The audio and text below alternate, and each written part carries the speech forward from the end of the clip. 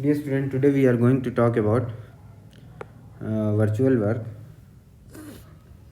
So first of all, let us talk about what work of a force is. Let's say there is a particle over here and it moves to a new position over A prime. So the initial position vector is r vector and its final position vector is r plus dr. So the displacement of this particle is vector dr. It is an infinitesimal displacement, that is infinitesimally small displacement. So when this particle moves from here to here and a force F is applied in this direction, the work of this force for this movement is defined by this, that is the dot product of force and infinitesimal displacement vector. Similarly, the work of a couple is defined as this, that is m times infinitesimal rotation. So let's take here we have shown a rigid body and it gets into some, so a couple is applied like this at point A and B. So these two forces actually causes a moment. This point A goes to this position and point B goes to this position. So the vector, the displacement vector of B can be bifurcated into two parts, one equal to dr1, that is this part, and then another displacement which will be perpendicular to this line joining the AB. So dr2 would be nothing but perpendicular to the line joining the 2 points. So when you evaluate the work done by this force and the work done by this force, which is written over here, so you will see finally it reduces to the dot product of this force vector and this displacement vector dr2. Further, this thing can be written as F times r d theta, where r is the distance between A and B. And F r d theta can be further replaced with moment times theta, that is the moment of the couple times infinitesimal rotation d theta. So the effective work done by these two forces, which are basically part of the couple, is same as work done by the moment in infinitesimal rotation. The dimension of work is nothing but Newton meter. We also call it joule, represented at simply J in SI unit, and in US customary system it would be foot pound. Now let us come to displacement, virtual displacement. Since this topic is related to virtual work, so before introducing the concept of virtual work, we have to introduce the concept of virtual displacement. So virtual displacement is nothing but it is an arbitrary infinitesimal displacement from static equilibrium. Suppose a point is in equilibrium after application of different forces like this on this point. So what will happen if this particle is in equilibrium? So we will displace this particle by an infinitesimal quantity, which we call as virtual displacement. So it is not an actual displacement, it is not an actual displacement. Instead it is assumed to happen, that is it is assumed that it gets displaced by an infinitesimal quantity in any arbitrary direction from static equilibrium condition. And this virtual displacement has to be consistent with the constraint. Suppose a particle is over here and we have applied a constraint like this, that this particle can move in this direction but it cannot move in this direction. This thing is not allowed, this thing is allowed. So the virtual displacement in this case we will take only the virtual displacement. In this case we will take only in this direction or in this direction. So that is the meaning of consistent with the constraint. So if we summarize what is a virtual displacement, it is an arbitrary infinitesimal displacement of a point from a static equilibrium condition, and it has to be consistent with the system constraints. And as the virtual means that it is not actual displacement, but it is just an assumption that you can say it is just a thing in the mind that we think that it gets displaced. We simply usually denote it by this type of symbol delta r, or if we want to you can also write it like delta of u, and in component form you can have delta u, v and w in x, y and z directions respectively. So virtual displacement is nothing but a thing which you take into your mind. It is not an actual displacement, it is an infinitesimal displacement from the equilibrium condition of a particle or of a system. And why what is the use of it? So we use the virtual displacement in virtual work. So virtual work is what? If there is a point on which F force is acting, and we will say that this point gets displaced with delta u vector. This is the new position infinitesimally at infinitesimal distance from the original position. So work done by this force for this virtual displacement will be called as virtual work. Then let us introduce the principle of virtual work. What is the meaning of principle of virtual work? So let's say that there is a particle at A, and it is being applied by n number of forces like F1 in this direction, F2 in this direction and Fn in this direction. And upon application of these forces, this particle at A is in equilibrium condition.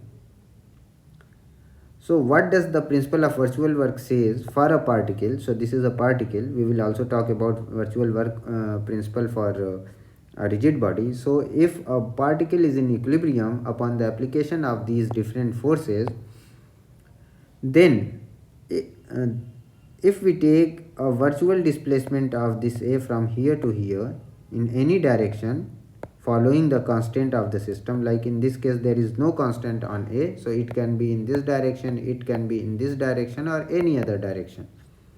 So let us take the virtual displacement of A in this direction. So while moving from A to A prime, these different forces will certainly do some work which we call the virtual work of this force, virtual work of this force and virtual work of this force. If we add the virtual work of different forces for this displacement, then it will be 0. So this is the virtual work of F1 force, virtual work of force F2, and this is virtual work of F3 and so on. So the sum of all the virtual works of different forces should be 0 for any arbitrary virtual displacement. That is what principle of virtual work is.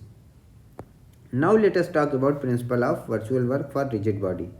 So the difference between particle and rigid body is that whenever you consider a rigid body, it contains infinite number of particles, and on each particle two types of forces are acting, one internal forces and another external forces. It can be proved that virtual work for each particle of the rigid body, this principle holds, that is work done by all the forces acting on the particle, virtual work done by all the forces acting on the particle should be 0. So that is virtual work of internal forces plus external forces on a particle should be 0. But as far as rigid body is concerned, this principle gives rise to this principle which says that the total virtual work of all external forces external, you note the this term external. So this is external forces. Virtual work of external forces acting on the rigid body is 0 for any virtual displacement of rigid body. So like in this case, this triangle is a rigid body which is hinged over here. It is hinged, that is it is not allowed to move in this and this direction. Okay, and let's say that two forces are acting, one over here and one over here. Okay, and upon application of these two forces P and R, this body is in equilibrium. Okay, if it is so, if this body is in equilibrium, so virtual work says that if we displace this point somewhere here, if we give some virtual displacement to this point, since this is a rigid body, so whenever this particle will go to this direction, this point will move in this direction. So it will basically rotate about this point. You cannot take a virtual work of this sort. This dotted line is the body, rigid body after virtual displacement. So you can't take virtual displacement in this fashion because this point cannot move. So it is constrained. So virtual displacement of this point cannot be a non-zero value. It always has to, the virtual displacement of this body always has to follow the constraint of the system, that is this point will not be allowed to move. So the only possibility for this rigid body to get displaced by a virtual displacement is that it can rotate about this point. So that is what has been shown over here, that this whole thing gets rotated by angle theta. When this gets rotated by angle theta, this point will move by a value b times delta theta. This length is b, so this length would be b times delta theta. Similarly, this point will move in this direction by amount a times delta theta. Now, all the external forces acting on this body are only two, that is P and R. So the work done by R would be R times B delta theta, positive because the direction of R and direction of virtual displacement is same. So work done would be positive RB delta theta. Similarly, the work done by P for this displacement would be a negative value because the two have opposite directions and it would be this much. Now if you take delta theta as common, so you will get RB minus PA is equals to 0. Delta theta cannot be 0. So here you will get RB minus PA times delta theta is equals to 0. Since delta theta is never equal to 0, it may be a non-zero value. So finally you will get this thing. Okay. Now let us talk about some example problems. So here this is 10.35 problem of the book, 12th edition book. Okay, before going for this, let us solve the other problem, that is this one. So here you can see that this is one link, this is another link, and then this is the third link. And this link AC is hinged about point B. Similarly, the link DG is hinged about point F. And different forces are being applied, you can see over here. Now it is asked what force P should be applied at point C to maintain the equilibrium of the link. Let us say that that force should be P. Okay, and it has been shown in the downward direction. Now if this system, upon application of this force P, if this system is in equilibrium, so the work done by all these external forces, that is P, 40 Newton, 20 Newton, 60 Newton and these 80 Newton forces for any virtual displacement should be 0. So let us say that this link rotates by angle delta theta, which is shown over here. This angle is delta theta. So if this rotates by delta theta, this length, this displacement, that is the downward displacement of point C, would be 0.6. This is 0.6, so 0.6 times delta theta. Now if similarly this point A will go in upward direction by an amount, this length times delta theta, which is 0.3 delta theta. If this displaced by this amount, D will also be displaced by the same amount. Now you can get a relationship between the displacement of D and E, and you will find out that the displacement of upward displacement of E would be half of this, that is 0.15 delta theta, and the displacement of G would be in the downward direction by the same amount as the displacement of E, that is the virtual displacement of E. So let us apply this principle of virtual work, which says that the net virtual work should be 0 of all the forces. So here we have written P times this displacement, positive of course, and 80 times this displacement with the negative sign, because the direction of force and direction of virtual displacement is 0. Similarly, this force at G will 40 will be multiplied with this amount, that is shown over here with positive sign, and this 60 contribution of 60 Newton force, and this one is contribution of 20 Newton force. So keeping all those things equal to 0, you will get a equation. If you take delta theta 0, delta theta common, so you will get P times 0.6 plus 40 times 0.15 minus 80 times 0.3 minus 60 times 0.3 and minus 20 times 0.15 is equals to 0, and this will provide you P is equals to how much. Okay, now let us go to this problem, which is 10.35. so it says that this is a disk. You can see a link has been attached over here, a thread has been attached over here, and the tension in this thread is P, which is given as 150 Newton. And when this C point goes to here and A point comes to here, there is no extension in the spring. Different dimensions of the disc. This is the radius of the disc 100, and the length BC is given as 200 mm. So when theta is equals to 0, there is no extension in this spring. It says that neglect the weight of the mechanism and the radius of the pulley, that is this pulley. Determine the value of theta corresponding to equilibrium. Okay, let's say at angle theta it is in equilibrium. Okay, so the different forces are shown. In this direction the force is F, in this direction the force is P. The magnitude of P is known, okay, and the direction of P is in the direction of CD. So you know the position of C, you know this length, this angle theta, so position of C in terms of theta can be known. Position of D is known to you, it is just below the